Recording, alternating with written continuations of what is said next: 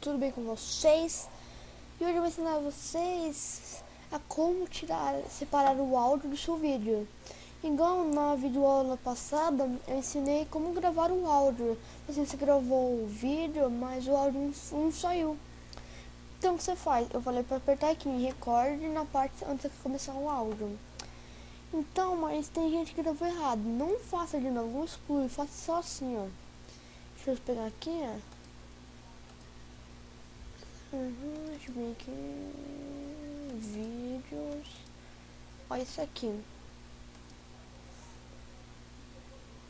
Ó. Pera aí, deixa eu vir aqui no começo. Ó.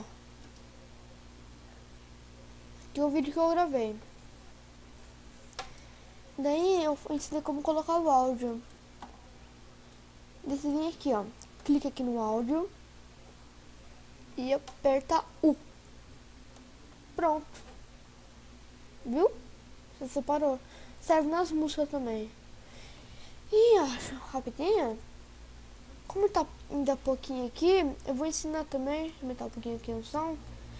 Eu vou ensinar também como cortar o vídeo. Se eu não gosto de uma parte, ó. Deixa eu ver. Eu acho que eu já coloquei isso aqui. Eu já coloquei esse vídeo, então eu posso fazer. Tipo assim, ó, eu quero cortar bem aqui, ó. Aos 2 minutos e 26. O que eu faço? Aperto S. Cortou. Serve com isso aqui também. Cortei também. Viram? É bem simples. Esse não tava na parte certa, viu? Tem que cortar um pedacinho. Você vai aqui, ó, aperta essa. Pronto, viu? Ó, tirei só os pedacinhos. Então, muito fácil, pessoal. Então, pretendo fazer mais um vídeo hoje. Então, pessoal, já vou acabar esse vídeo aqui. Eu só queria pedir, realmente se inscrevam no meu canal se possível. E dê um like, por favor. Não tô obrigando vocês a nada, só tô pedindo, não obrigo nada. E espero que vocês gostem do vídeo.